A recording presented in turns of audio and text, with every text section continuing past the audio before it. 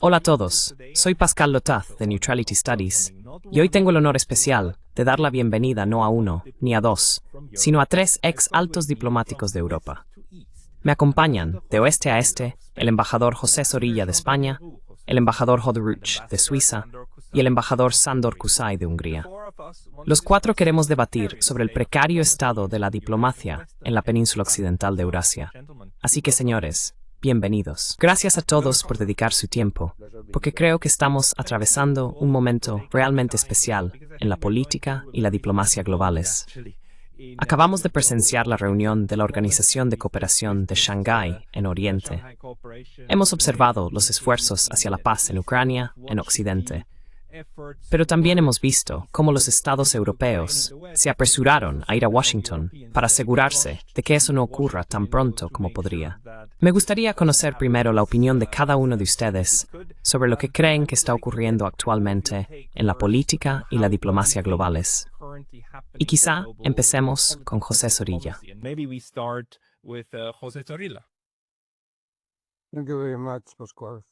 Muchas gracias, Pascal.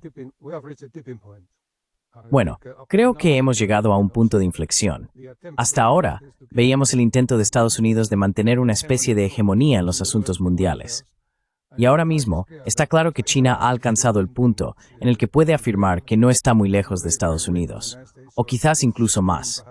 El equilibrio ahora es muy parejo. Ya no es como antes, con un mundo claramente hegemonizado por Estados Unidos. Creo que hay que tener muy en cuenta a la República Popular China. Creo que el desfile ha sido un acontecimiento muy importante.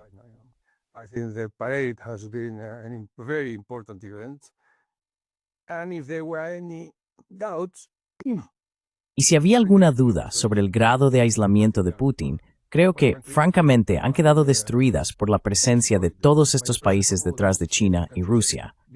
Rusia no está aislada.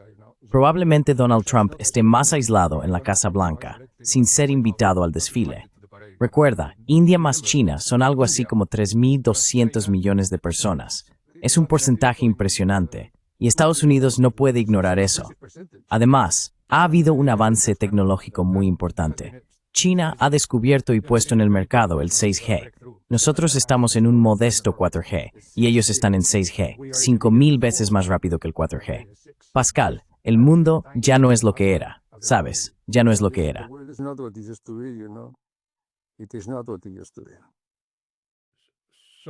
Jean Daniel, ¿estás de acuerdo? ¿Y cómo ves especialmente el acontecimiento en China que ocurrió esta semana?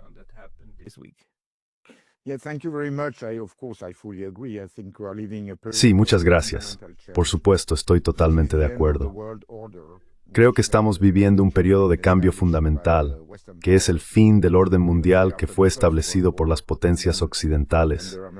Diría incluso que después de la Primera Guerra Mundial, y luego bajo la influencia estadounidense tras la Segunda Guerra Mundial. Los tres pilares de este orden mundial eran el derecho internacional establecido y la ONU, la libertad de comercio con el GATT y luego la OMC, y el Consejo de Seguridad como una especie de garante del sistema. Ahora, las tres cosas están siendo, quizás, destruidas, sea la palabra adecuada. Y también hay razones económicas para ello. Eso es lo que me gustaría señalar. En 1945, Estados Unidos era la fábrica del mundo, y por eso necesitaban reglas para la libertad de comercio, eliminando las barreras comerciales. Y hoy, China es la fábrica del mundo.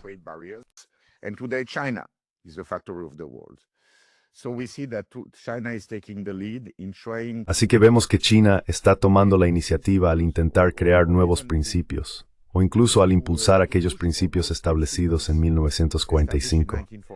Quiero decir, es fascinante ver que el país que habla sobre derecho internacional, multilateralismo, un orden mundial multipolar, pero también sobre la libertad de comercio, no es Occidente, a pesar de que estos eran principios que estaban muy en el núcleo de los valores democráticos liberales. Pero ahora estos principios están siendo promovidos por un país como China.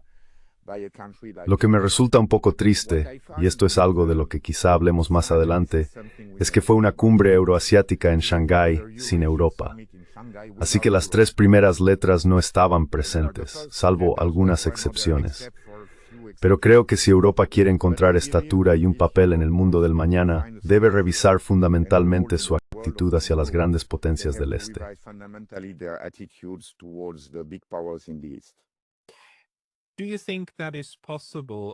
¿Crees que eso es posible, Sandor, cuando ves esto? La ausencia de Europa en una reunión euroasiática y, por supuesto, la ausencia de pensamiento euroasiático en la política exterior europea. ¿Crees que, quiero decir, tú estás en Hungría y Hungría ha tenido un papel diferente en los últimos años? ¿Crees que va a producirse una realineación allí?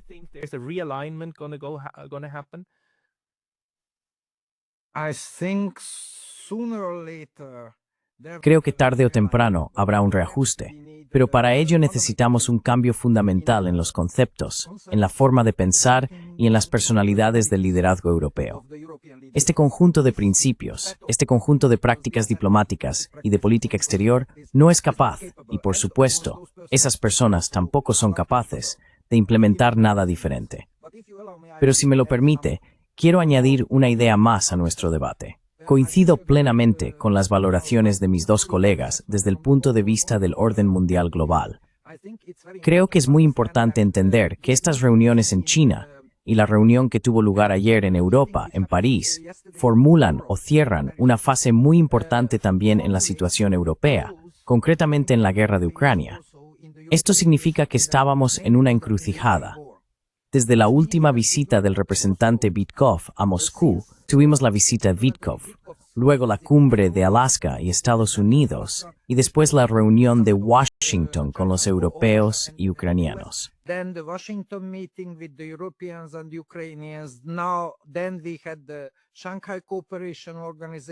Luego tuvimos la reunión de la Organización de Cooperación de Shanghái y las celebraciones en Pekín.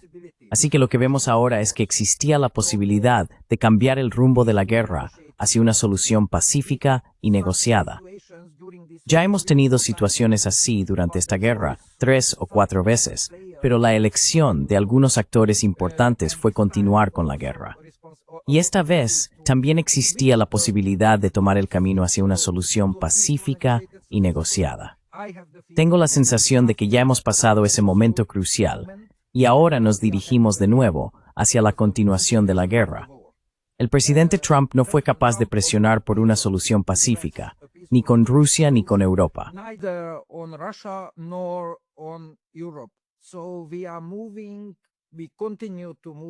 Así que seguimos avanzando, seguimos moviéndonos en un contexto de guerra. La guerra continuará en el futuro previsible hasta que lleguemos de nuevo a un punto, una nueva encrucijada, donde exista la posibilidad de cambiar el rumbo hacia una solución pacífica. Pero para llegar a ese punto, necesitamos más acciones bélicas y más destrucción y muerte. Eso es lo lamentable.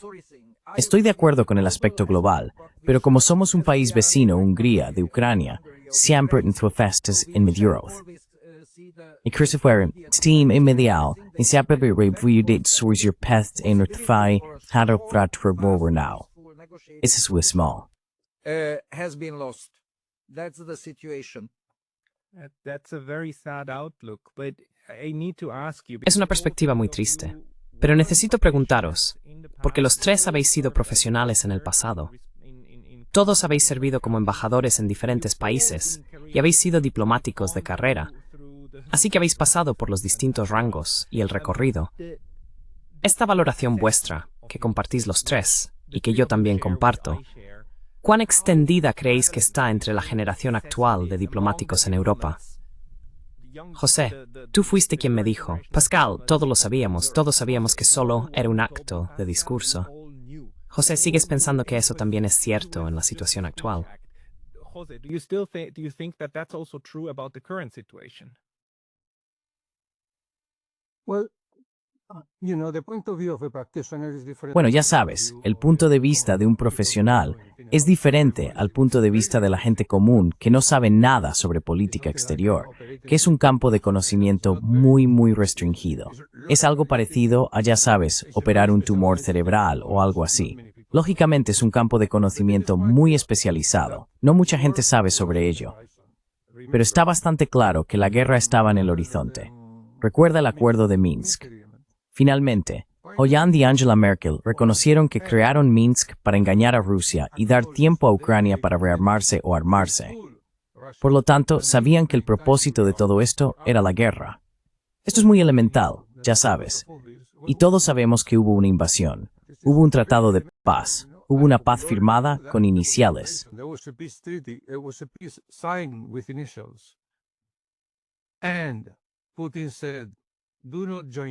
Y Putin dijo, no se unan a la OTAN. Me retiraré de los territorios. No me interesa la tierra. Todo lo que quiero es que no se unan a la OTAN. Y ellos dijeron, sí, no hay problema, lo haremos. Y luego vinieron Estados Unidos y Johnson, y ambos dijeron, no, tenéis que ir a la guerra, porque la cuestión clave es la OTAN. Y la guerra continúa, porque ya sabes, Rusia nunca permitirá que Ucrania entre en la OTAN. No hay manera. Y Zelensky no puede iniciar un proceso de paz, porque lo matarían. Parubi falleció recientemente. Parubi es quien le dijo a Zelensky en cuanto ganó las elecciones, si Zelensky quiere iniciar un proceso de paz como el que prometió en su campaña electoral, será colgado en una silla en la avenida Kreshchatyk.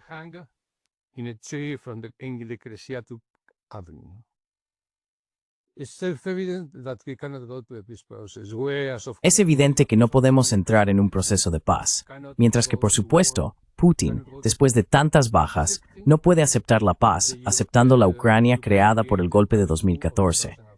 Por lo tanto, las posiciones están muy alejadas, y todos lo sabemos, pero el discurso político es diferente. Ya sabes, el segundo nivel es otra historia. Por ejemplo, en Europa, el segundo nivel está aconsejando al nivel superior que no sancione más a Rusia, porque las sanciones nos afectan más a nosotros que a Rusia. Sin resultado, porque esta clase política está empeñada en imponer sanciones a Rusia, que por supuesto no tienen efecto. Peor aún, nos afectan a nosotros, porque sancionar significa que no vamos a comprar gas o petróleo. Bien, él se lo venderá a la India.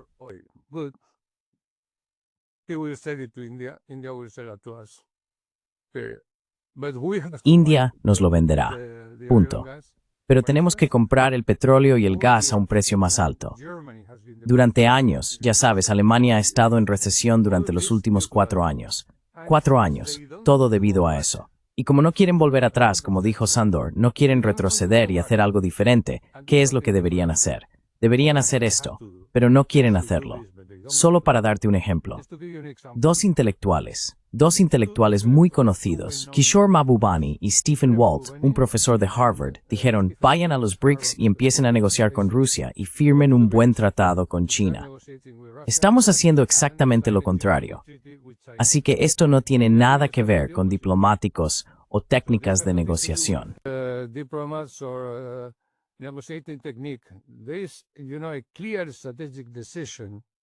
Esto es, ya sabes, una decisión estratégica clara desde arriba para seguir luchando porque quieren desgastar a Rusia.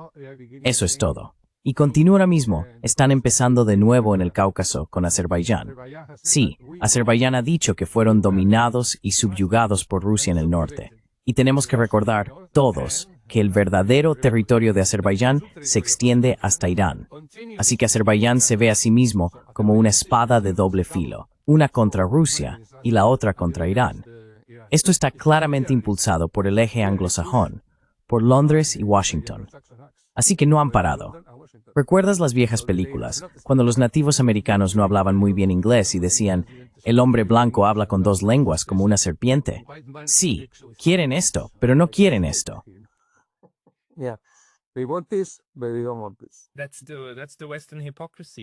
Esa es la hipocresía occidental. Pero la cuestión para mí es que, en los medios de comunicación y en la sociedad educada, decir cosas como estas no se considera apropiado. No es lo correcto.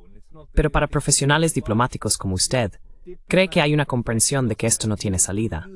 Por ejemplo, Jean Daniel, ¿cómo cree que es en Suiza, en el cuerpo diplomático suizo?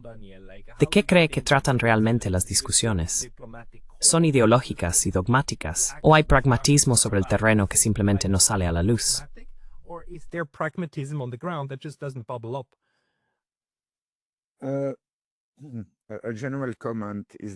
Un comentario general es que creo que la política exterior en los últimos 30 años ha estado cada vez menos determinada por diplomáticos, por expertos en política exterior y cada vez más por las estructuras de inteligencia y seguridad en todos nuestros países.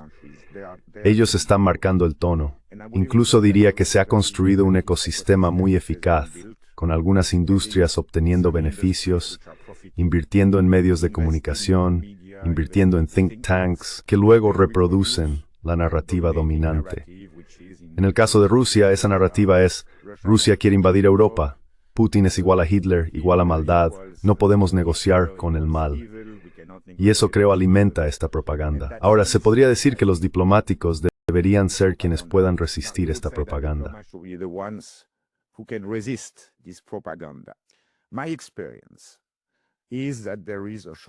Mi experiencia es que existe una falta de memoria en la mayoría de los servicios diplomáticos occidentales. En todas las conversaciones que he tenido, incluso recientemente cuando era embajador en Turquía mientras se llevaban a cabo esas negociaciones, me reunía con diplomáticos franceses y alemanes que me decían: no podemos aceptar un acuerdo negociado, debemos ganar esa guerra. Nosotros, es decir, Ucrania, debemos ganar esa guerra con nuestro apoyo. Y cuando les preguntaba, ¿cuál es el criterio de la victoria? ¿Queréis ver tanques Leclerc o Leopard desfilando en la Plaza Roja? ¿Es así como medís la victoria? Entonces simplemente no sabían. El punto que intento destacar es que la guerra ni siquiera comenzó en 2014. La falta de memoria es mucho más profunda.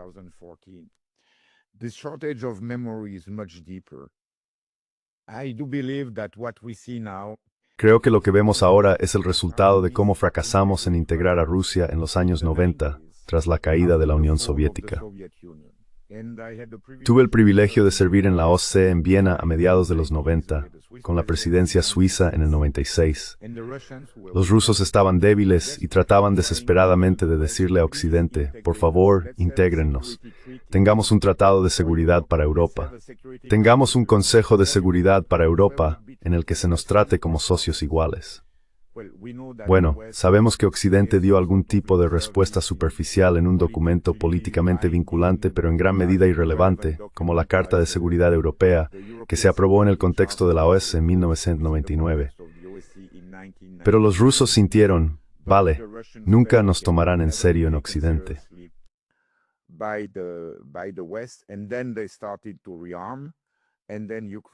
Y entonces empezaron a rearmarse. Y luego ocurrió lo de Ucrania, primero Georgia y después Ucrania.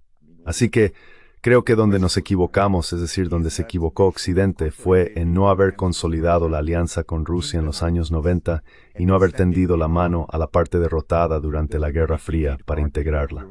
Desde el momento en que los rusos, cuando Putin llegó al poder, entendió que eso nunca sucedería, y que la única manera de recuperar el respeto y desempeñar el papel que Rusia cree que debe tener en la historia mundial era a través del rearme, de la reorganización de la sociedad y la economía, y luego mostrando fuerza y poder.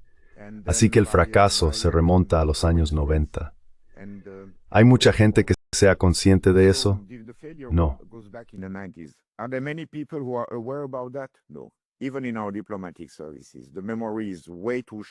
Incluso en nuestros servicios diplomáticos, la memoria es demasiado corta.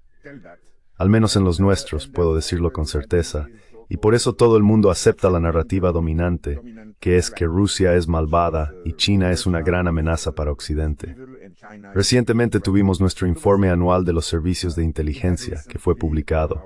Podría haber sido escrito por la Rand Corporation. ¿Y cómo es que China aparece 82 veces en este informe y siempre como una amenaza? Vamos, China no está a punto de invadir Suiza. Es ridículo. Todo lo contrario, necesitamos a China como socio comercial, aún más después de los aranceles aduaneros del 39% que recibimos de Trump. Muchas gracias.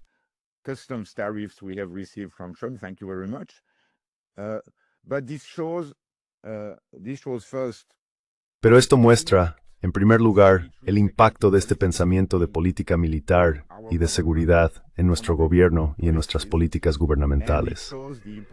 Y muestra la importancia que estas partes de la administración han adquirido en la definición de nuestra política de seguridad y exterior y en la influencia sobre la opinión pública.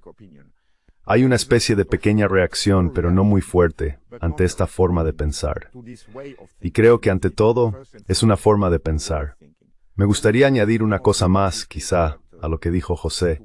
Yo participé un poco en esas conversaciones en Turquía entre Ucrania y Rusia en marzo y abril de 2022, porque uno de los conceptos centrales para Ucrania era la neutralidad de Ucrania. Y lo que me llamó la atención es que nadie sabía realmente cómo abordar la cuestión del desarme y las garantías de seguridad.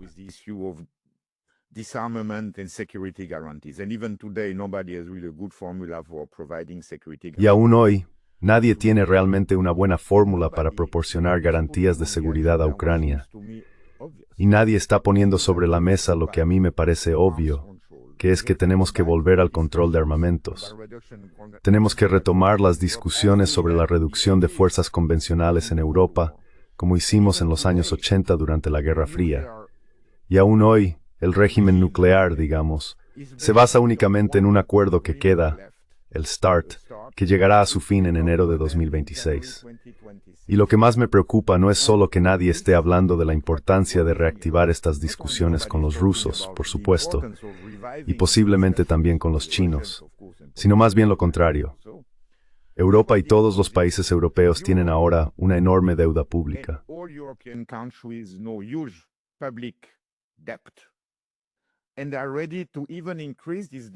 Y están dispuestos incluso a aumentar esta deuda. ¿Para qué? Para comprar más armas, para rearmarse más, y sobre todo también para pagar a los estadounidenses por la seguridad comprando armas. Así que no me importa crear algún tipo de equilibrio militar en Europa. Tal vez eso pueda ser propicio para la paz, según teorías de relaciones internacionales que tú conoces mejor que yo. Pero creo que una política inteligente sería decir, vamos a rearmarnos, pero al mismo tiempo queremos reiniciar negociaciones significativas y sólidas de control de armas, tanto convencionales como nucleares.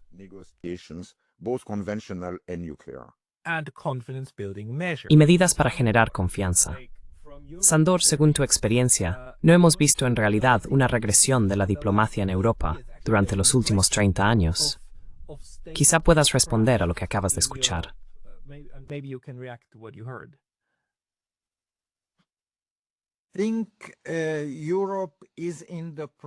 Creo que Europa está en un proceso en el que el arte de gobernar, como categoría política, filosófica o práctica, está desapareciendo.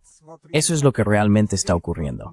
El arte de gobernar implica un tipo de pensamiento estratégico sobre tu país, sobre tu Estado, sobre cómo gestionar los asuntos internos del país, la política interna, la economía, y así sucesivamente. Y por supuesto, una parte importante de ello es la política exterior, o la diplomacia. Eso también forma parte del arte de gobernar. Y lo que vemos ahora es una degradación, y es una degradación acelerada por el tiempo, del arte de gobernar europeo, de la diplomacia europea. Si me lo permiten, me gustaría responder un poco a mis colegas.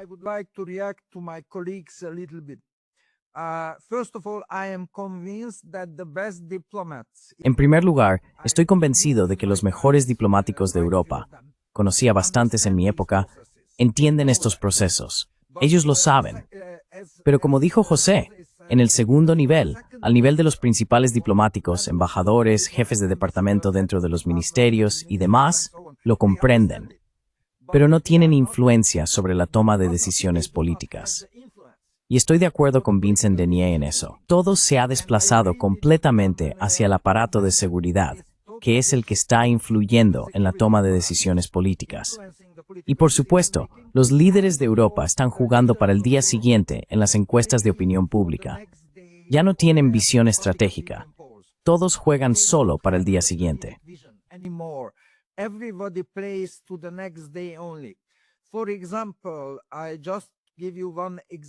Por ejemplo, te daré solo un ejemplo.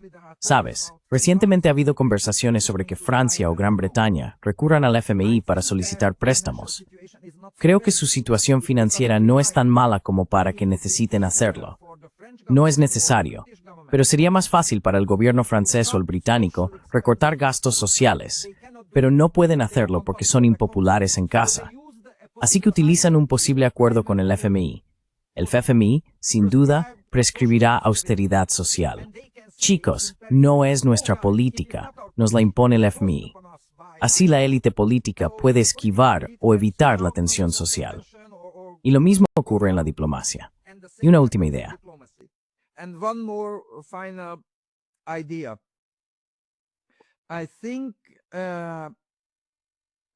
Creo que todos lo sabemos, todos los que hacen el análisis y a nivel de diplomacia profesional, en el más alto nivel, aún hay personas con talento.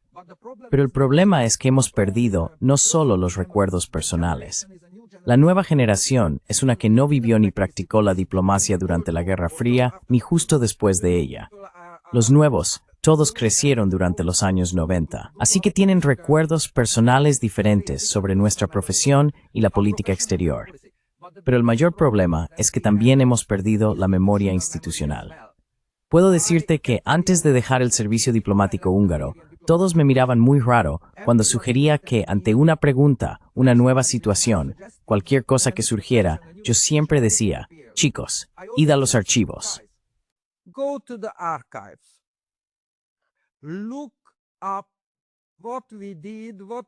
Buscad lo que hicimos, cuál era la situación en casos similares, en situaciones parecidas, y luego debatidlo. Después haced propuestas para la dirección. Pensaban que yo era un tonto. Todo el mundo cree que el pasado es solo para el pasado, que la historia no es la maestra del presente. Piensan que es una idea anticuada. Y un último elemento, todos mis colegas hablaron de la oportunidad perdida de los años 90, cuando existía la posibilidad de reintegrar a Rusia en el sistema global, en el sistema de seguridad europeo y así sucesivamente. Creo que hubo una situación, yo la viví, es una situación de dos caras. Europa y Estados Unidos en ese momento solo podían integrar a Rusia, en principio como periferia.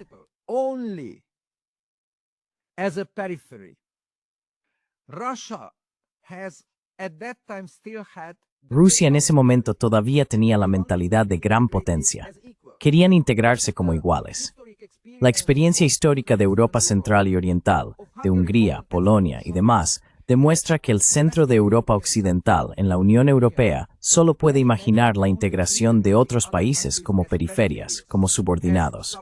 Ese es el concepto general.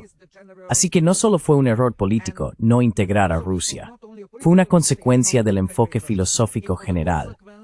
Quienquiera que quisiera integrar a Rusia, quería que Rusia se integrara como periferia, como subordinada, lo cual no era aceptable, ni siquiera para el presidente Yeltsin, que fue el presidente ruso más débil de la historia.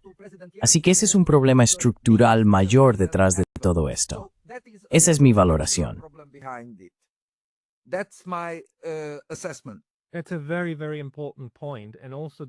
Ese es un punto muy, muy importante. Y también los otros dos puntos que tenemos ahora, que estamos perdiendo memoria institucional, lo que debilita la política exterior y la diplomacia, y la securitización de la diplomacia, que para mí es realmente algo relativamente nuevo, porque toda la idea de los servicios de seguridad es un concepto de la Guerra Fría. Quiero decir, ya teníamos la OCS y otros antes, también en la Segunda Guerra Mundial, pero el auge de los servicios de seguridad fue, por supuesto, la Guerra Fría. Así que, saliendo de eso, socavamos en Europa realmente nuestra capacidad de gestión estatal al ceder no la toma de decisiones, sino el pensamiento de Estado, de los diplomáticos a los servicios de inteligencia. Quizá, José, ¿quieres decir algo sobre esto?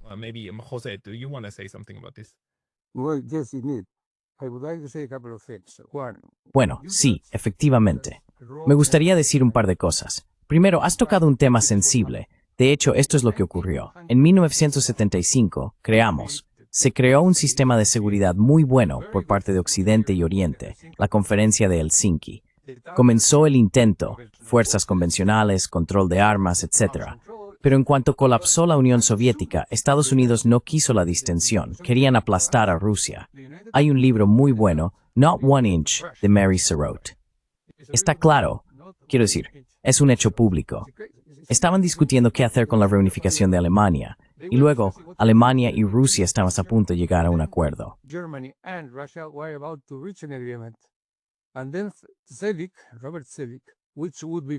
Y luego, Robert Zoellick, quien más tarde se convertiría en presidente del Banco Mundial, el asesor del padre de Bush, dijo, tened cuidado. Si Rusia y Alemania llegan a un acuerdo, la OTAN va a desaparecer.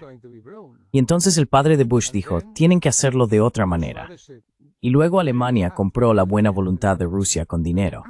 Así que desde el primer día quisimos que la OTAN fuera el sistema de seguridad de Europa, lo cual, por supuesto, es contrario al pensamiento estratégico más elemental, porque la Unión Soviética desapareció y ya sabes, Rusia tomó el relevo.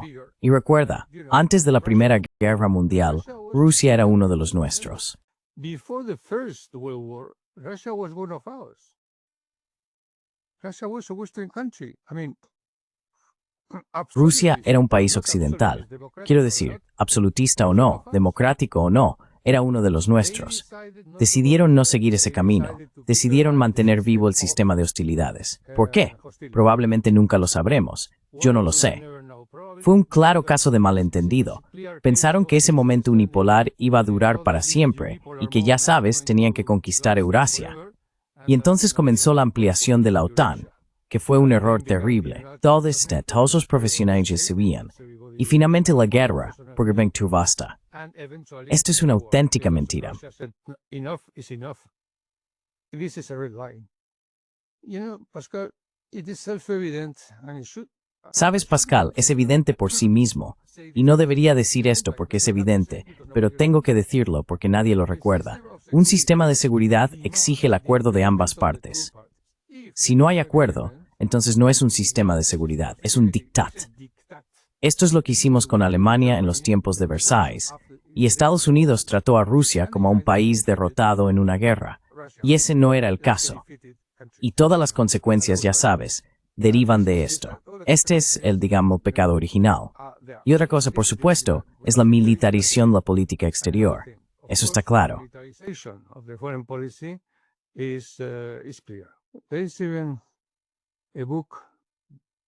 Incluso hay un libro escrito por el tipo que ganó el premio Pulitzer por la historia del Me Too. No recuerdo su nombre, pero tiene un libro. Fue becario de un famoso diplomático estadounidense en Yugoslavia. No. En Yugoslavia había un embajador que prácticamente lo hacía todo, pero él era un becario. Escribió el libro precisamente sobre esto, la militarización de Estados Unidos, 4046, que he leído. Lo tengo en mi Kindle y es muy bueno. Te aconsejo que lo leas, sin duda. ¿Sabes por qué? Porque los estadounidenses están destruyendo su propio servicio diplomático, su propio talento, su propia gente cualificada. Their own talent, their own qualified people. And the only thing that they have Y los únicos que han podido responder a las exigencias del poder son los militares.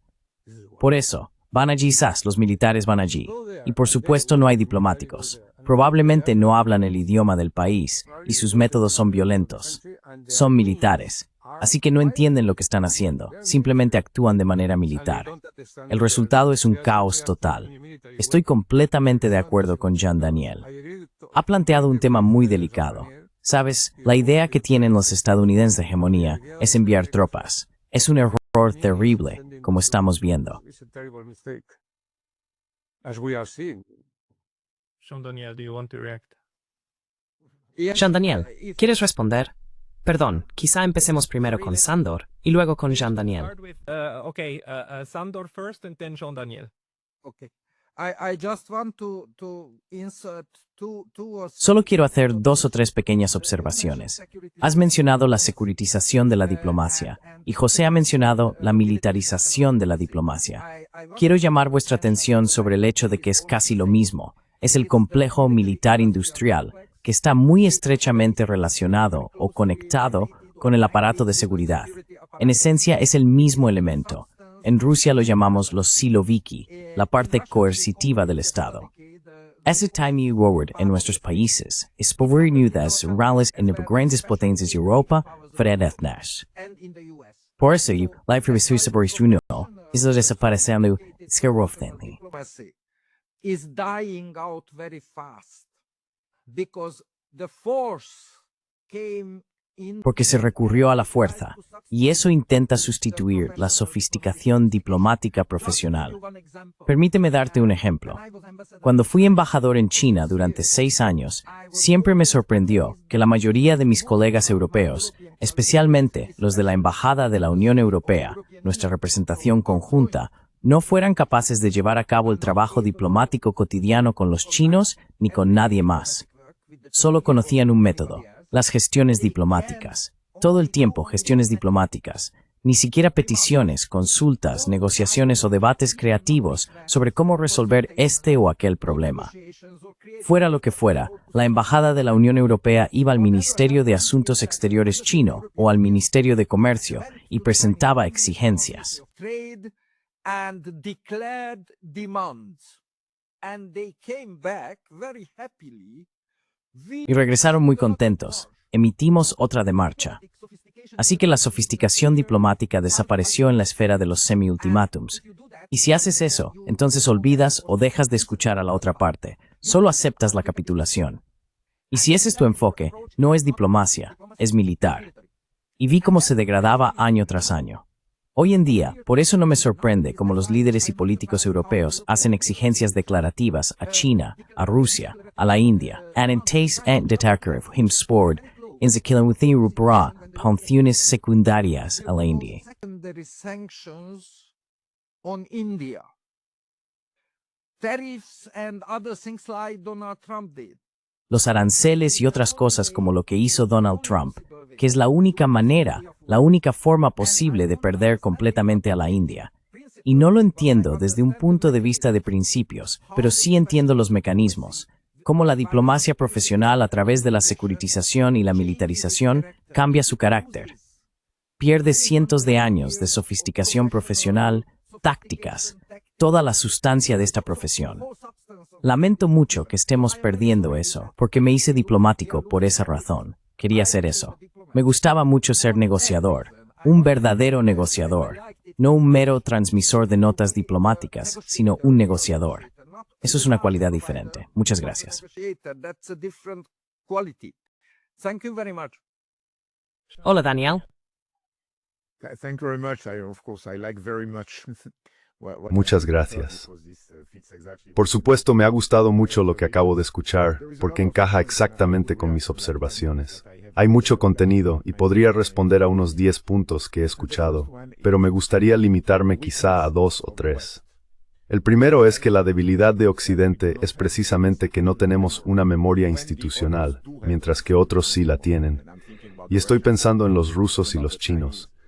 Por cierto, acabo de recibir un libro fantástico sobre la historia de la diplomacia en 3 enormes volúmenes, escrito en 1935 por un tal Potemkin, que era un erudito soviético. Y comienza con el tratado entre los egipcios y los hititas en el siglo XIII a.C. In the 13th century before Jesus, and it's absolutely fascinating.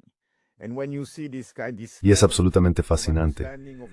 Cuando ves este nivel de comprensión de la historia mundial y lo importante que sigue siendo, te das cuenta de que mentalmente ya estamos débiles y en desventaja frente a Rusia y China. Otra gran desventaja que tenemos, por supuesto, soy un demócrata convencido, es que en las democracias, cuando hay elecciones cada 4 años, o en el caso de Estados Unidos cada 2 años, no se puede hacer una planificación a largo plazo como en las dictaduras, como Rusia o China. Y esta es una debilidad que realmente no sabemos cómo superar. Suiza está en una situación ligeramente mejor porque nuestros consejeros federales son básicamente elegidos de por vida y dimiten cuando quieren.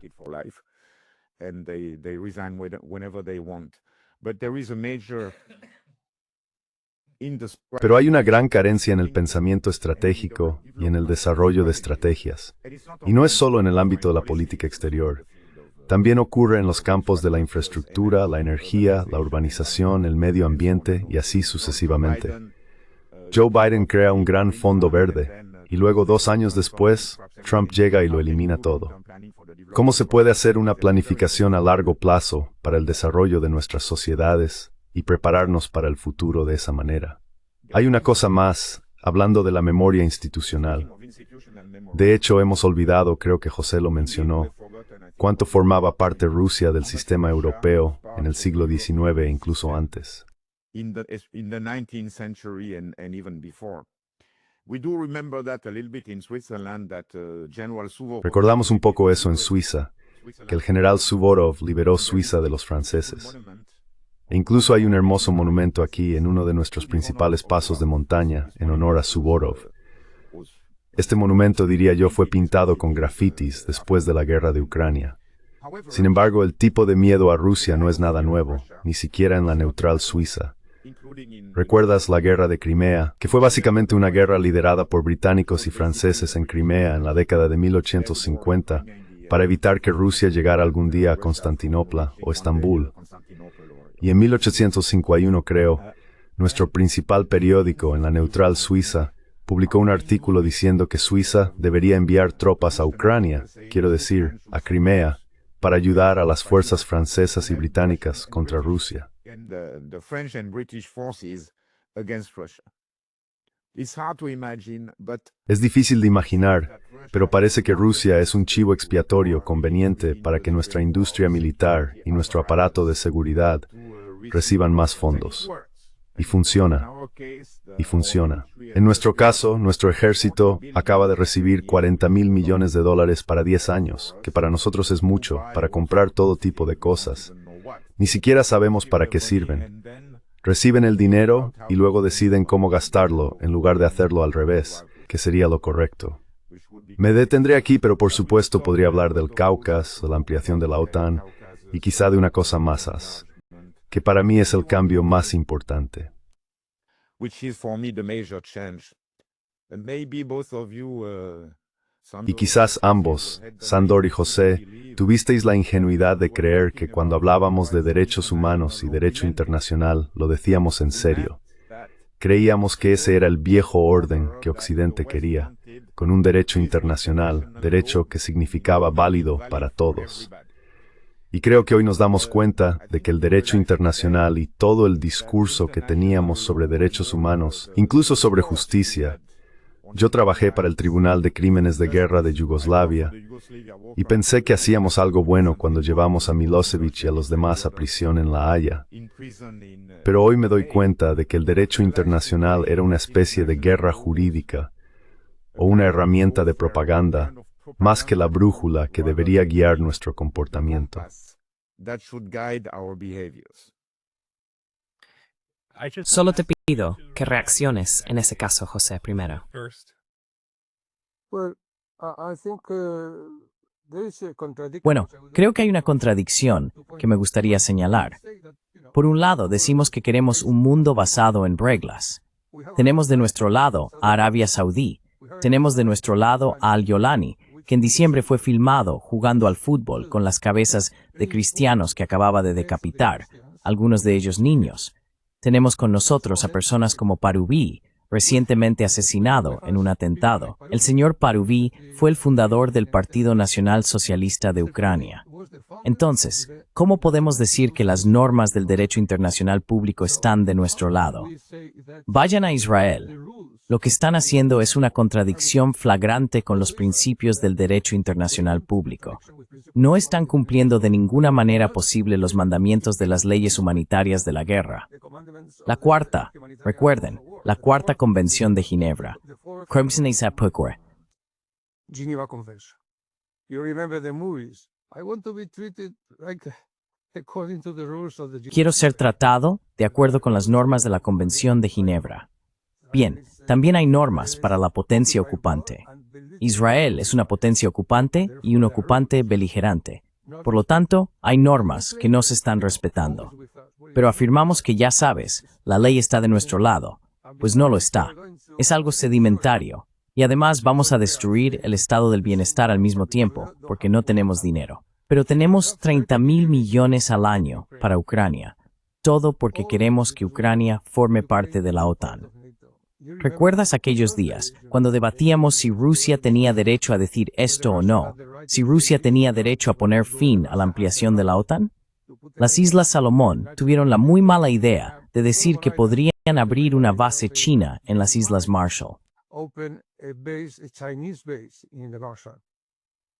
The Marshall Islands are 9,000 kilometers. 9,000 Las Islas Marshall están a 9.000 kilómetros de la costa del Pacífico de los Estados Unidos de América. At the same time, Y Estados Unidos dijo no. they said that Al mismo tiempo dijeron que, por supuesto, Rusia tenía que aceptar la OTAN en la región afrobáltica. Porque obviamente, ya sabes, Ucrania está a 50 kilómetros de la frontera, estaría a 50 kilómetros de Rusia. Ya sabes, es insoportable. so. Así que es cierto que, ya sabes, los derechos humanos son la retórica más fácil, diría yo. ¿No es cierto? Después de, ya sabes, los 5 millones de desplazados en Afganistán y el millón de personas destruidas en Oriente Medio con la aventura de Irak, ¿cómo podemos hablar de derechos humanos? Ni siquiera es hipocresía, ya sabes. No sé cómo definirlo. Not even No sé cómo definirlo. I don't know how to define it. I don't know how to define it. No, it's No es terriblemente cínico, pero Sando, If I may insert again an idea. Si me permiten aportar una idea de nuevo. Always a realist. Personalmente, siempre he sido un realista en las relaciones internacionales, así que no me sorprende que los derechos humanos y otros asuntos, así como algunos elementos básicos del derecho internacional, hayan sido tergiversados según las necesidades políticas, ideológicas y de otro tipo de las grandes potencias. En la Edad Media en Europa, existía un concepto filosófico o teórico muy importante. Se decía que la filosofía era la sierva de la teología. Hoy en día, el derecho internacional es la sierva de la política de poder. Solo les daré un aspecto y dejaré de lado los dobles raseros, las mentiras realmente flagrantes y las manipulaciones políticas relacionadas con los derechos humanos, el genocidio y otros temas. Human rights, genocide, and other issues. I leave it out. But what I Lo dejo de lado. how Pero lo que quiero decirte es cómo retorcemos el derecho internacional. in the case of En el caso de Kosovo, la Corte Internacional de Justicia de La Haya decidió que el derecho de las naciones a la autodeterminación prevalece sobre la integridad territorial. En el caso de Crimea, todo el mundo decide, incluso Ursula von der Leyen y todos los demás líderes, que la integridad territorial es absoluta. Ninguna autodeterminación puede prevalecer sobre ella.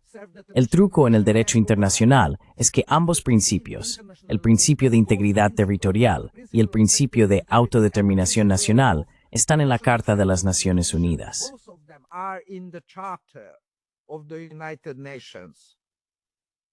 And it makes it possible for the Y esto permite que las grandes potencias, o los políticos conceptuales, elijan entre ellas. A veces elegimos a uno, a veces elegimos a otro. Por eso considero muy importante entender que cuando hablamos de derecho internacional es algo tan indefinido y poco claro, pero que aún existe. Con ello, intentamos limitar la libertad de acción política o militar de las potencias. Eso es lo que realmente es. Por eso,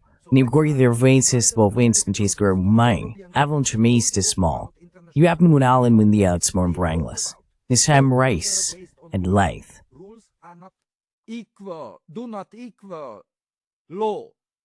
Rules are established by the power. Las reglas las establecen los poderosos. El derecho internacional, en principio, también debería proteger a los débiles. Así que cuando utilizamos la expresión el orden internacional basado en reglas, en ese momento introducimos o aceptamos dobles raseros, la aplicación selectiva de la ley. Ese es el problema fundamental. Y entiendo perfectamente que incluso los diplomáticos más profesionales, los mejores, los más inteligentes, tienen grandes dificultades para desenvolverse en estas circunstancias, para defender los intereses de su país, porque no saben en ningún momento qué parte del derecho internacional es aplicable a esa situación. Part of the international law is applicable to that situation. That's a real big challenge. and it is ese es un gran desafío. Y fue otro embajador fantástico quien señaló ese punto, el embajador Chas Freeman de Estados Unidos, quien observó que el orden internacional basado en reglas es el gobierno por la ley. La aspiración del derecho internacional es el Estado de Derecho, igual para todos. El gobierno por la ley es cuando eliges y seleccionas, y luego haces que todos los demás obedezcan. Pero Jean Daniel, te dejo responder, y después pasaremos a una última ronda de preguntas. respond, and then we go to one final round of questions. Yes, I would just like to respond on that. Sí, Solo me gustaría responder a eso. Hay un aspecto embarazoso para Occidente, que creamos en los años 90 la Corte Penal Internacional. Es embarazoso para Occidente hoy en día porque la Corte Penal Internacional es en gran medida independiente. Y realmente debemos reconocer, creo, el valor de algunos de estos fiscales y jueces. En el caso de Putin se puede debatir, en el caso de Netanyahu y Gallant, y también de los líderes de Hamas, lo que han hecho, en mi opinión, es una verdadera muestra de independencia y valentía, porque sabían que tendrían que enfrentarse a campañas de difamación, como hemos visto con Karim Khan, e incluso a sanciones financieras y de visado para ellos y sus familias, como también hemos visto.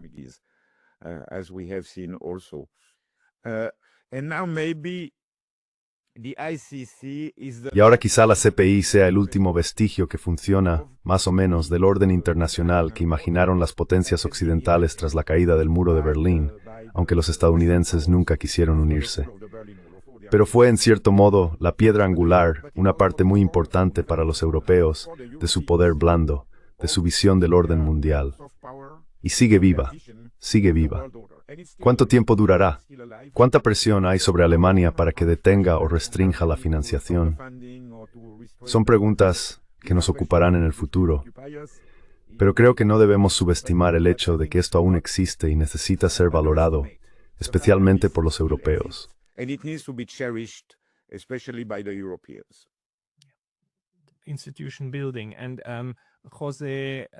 Construcción institucional. Y José, luego Sandor, y de nuevo Jean Daniel, os dejaré responder a lo que habéis escuchado como queráis. Pero una pregunta más.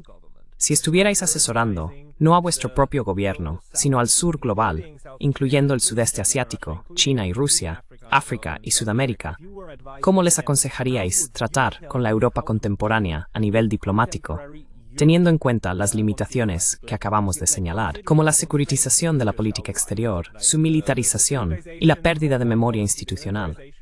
¿Cuál sería vuestro consejo sobre cómo relacionarse con una entidad tan incapacitada en esta parte de Eurasia? José primero.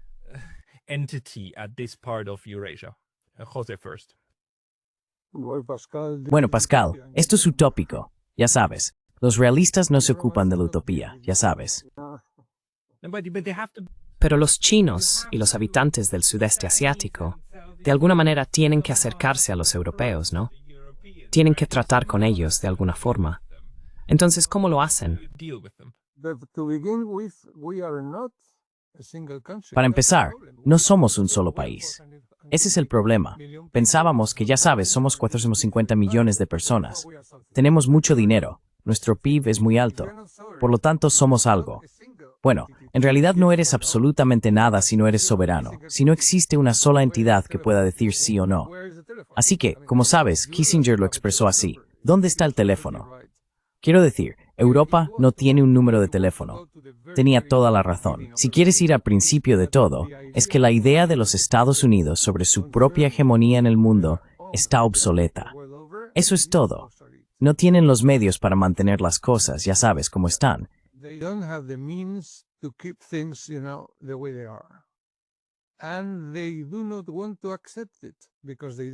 Y no quieren aceptarlo porque no tienen el reemplazo. Y entonces, ¿qué podemos hacer? Quiero decir, ¿cómo podemos ir a Washington y decirles, saben, su sistema está obsoleto? Hagamos otra cosa. Hagamos algo como lo que hicieron en el 45. Ese fue su momento dorado. Ese fue su tiempo. Eran tan fuertes en esos años. Podían hacer lo que quisieran. Cuando empezó la guerra, solo tenían una base militar extranjera fuera de Estados Unidos, Guantánamo, y un ejército de 50,000 personas. Cuando terminó la guerra, tenían bases por todo el mundo y 10 millones de soldados. Ese fue, ya saben, el momento de la verdad. Ahora, no es el caso.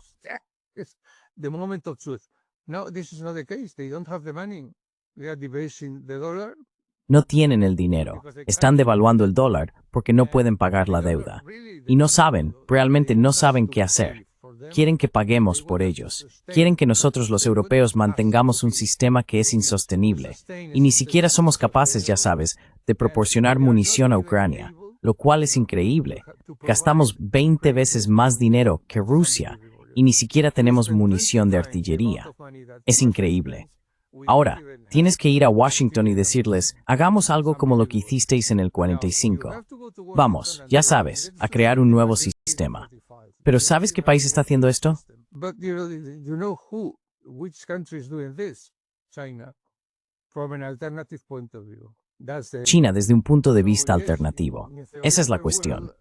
Así que sí, en un mundo teórico podríamos ir a nuestros altos mandos y decir, vale, chicos, ya sabéis, la respuesta es China. Busquemos el compromiso. O ya sabéis, Estados Unidos va camino de la guerra porque este sistema nos está llevando a la guerra. Mirad lo que pasó en Ucrania. Esto es solo el principio, ya sabéis. En el Congo, la situación puede deteriorarse muchísimo. Esto es solo el principio. ¿Quién prestaría atención a lo que dijéramos? Nadie. Y necesitaríamos una voz europea unida, que no tenemos. Y estoy absolutamente de acuerdo con Kusai, con Sandor, que tiene una formación intelectual muy buena. We can see that he has a very good intellectual training. He remembers that philosophy. Él recuerda que la filosofía es una ancila, la teología, sí, la sirvienta de la teología. Y tiene toda la razón.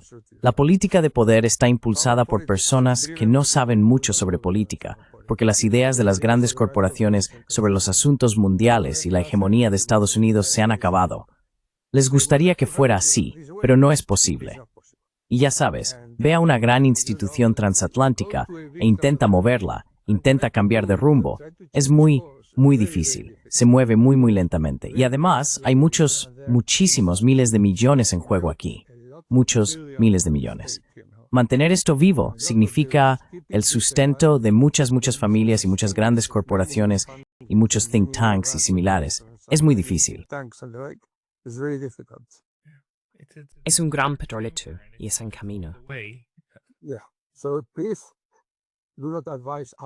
Sí.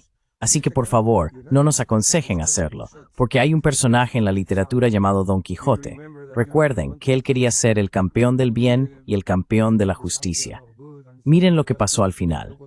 Quiero decir, esto lo tienen que entender los propios Estados Unidos. Tienen que elegir un líder o un partido, ya saben, los demócratas, creo, en este caso, y deberían cambiar de rumbo. Deberían entenderlo, porque tienen el ejército más impresionante de personas inteligentes en estrategia y relaciones internacionales. Son los mejores y los más, y superan a todos en número. Es increíble lo que tienen. Y no sirve de nada, porque son incapaces de ver la solución al problema. Siguen dominando la norma con el pensamiento militar, que no es la respuesta al problema. Necesitamos instituciones, necesitamos profesores y diplomáticos, necesitamos expertos, y no poder, no lo militar.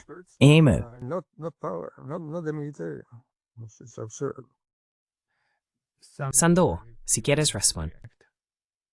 I want to react first and Quiero intervenir primero y ofrecer una opinión disidente, como en un tribunal, respecto a la postura de Jean Daniel sobre la CPI. No veo a la CPI como una organización independiente. En primer lugar, las verdaderas grandes potencias no son miembros, así que es un león sin dientes. Cada uno de los fallos ha sido sobre dictadores africanos o balcánicos. No ha habido ningún fallo sobre los cascos azules holandeses en Kosovo. No ha habido ningún fallo sobre ningún general británico que autorizara el bombardeo de aldeas afganas, y así sucesivamente. Así que también hay un doble rasero ahí. En ese caso, no comparto este optimismo. Creo que la CPI forma parte de las estructuras institucionales internacionales que deben ser reformadas fundamentalmente o abolidas. Hungría está ahora en el proceso legal de abandonar la CPI. Nuestro Parlamento lo ha aprobado. Hay un proceso de 6 meses hasta que realmente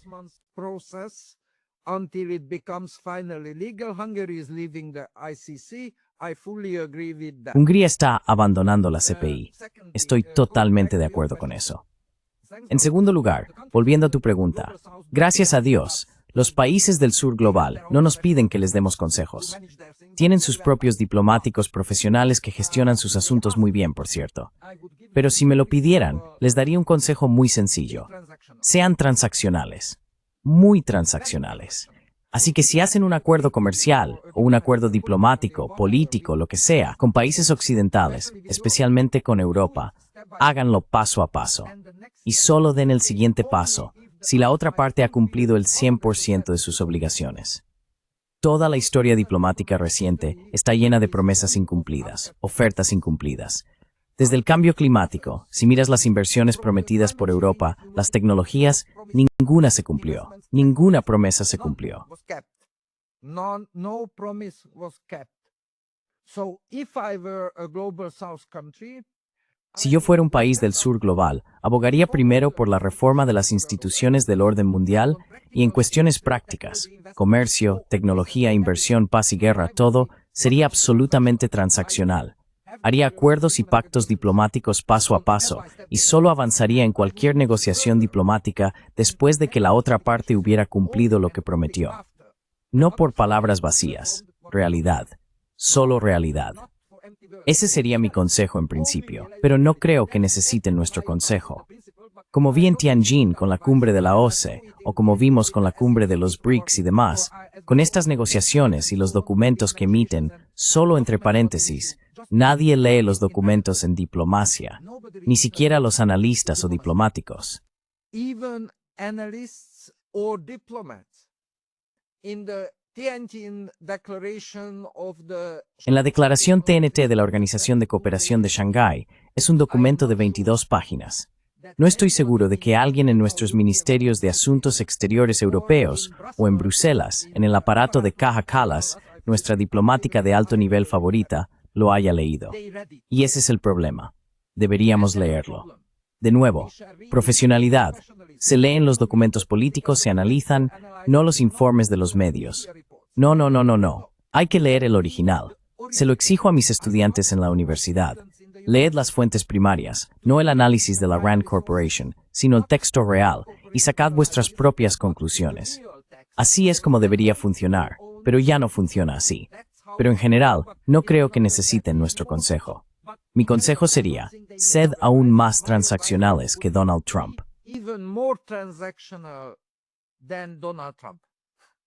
And thank you. And I didn't ask the question Gracias. to say, like, Y no hice la pregunta para sugerir que necesiten consejos. Es un ejercicio de reflexión. Pero ¿cuál sería un enfoque hacia Europa hoy en día? Y la última palabra, y siéntete libre también de responder a otra cosa, es para Jean Daniel. something else goes to Jean Daniel. Thank you very much. I would like, Muchas gracias. 2 points.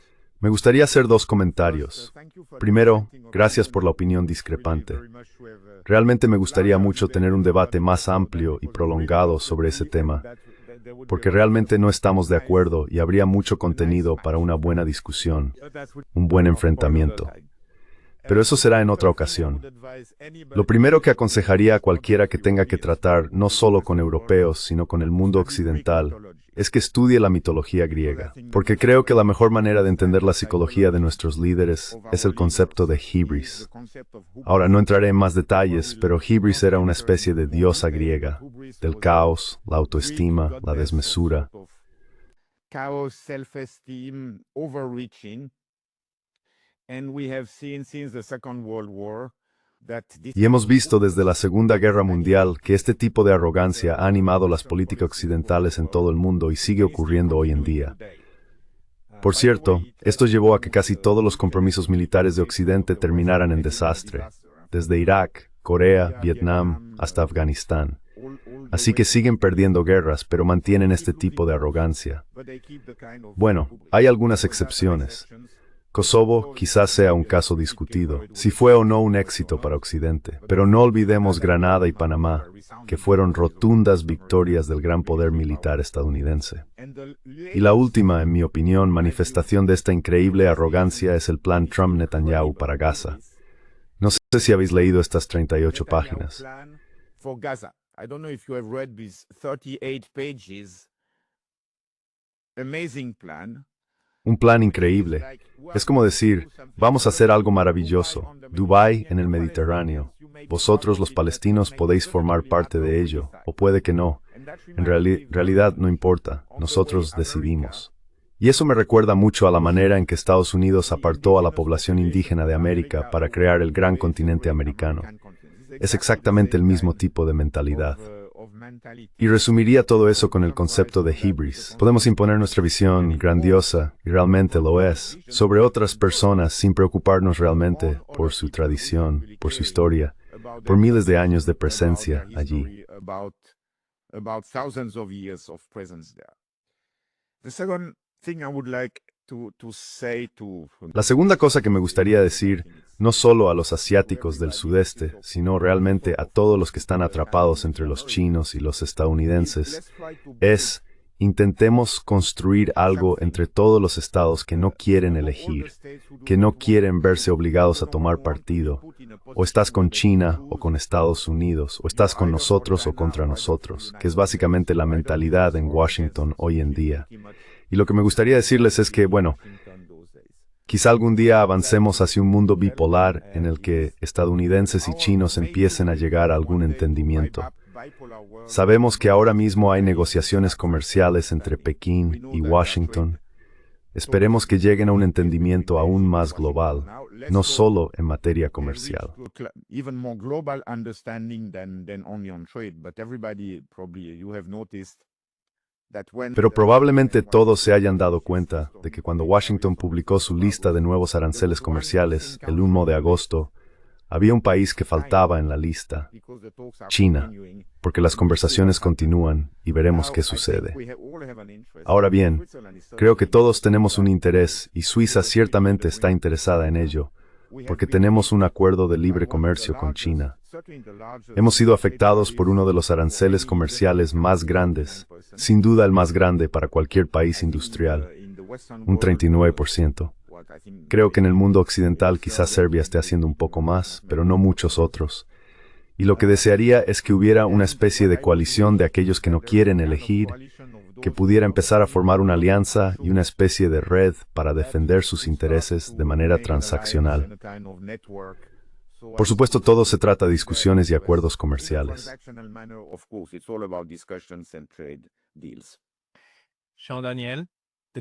Han Daniel, la coalición de los no dispuestos es algo que hay que construir.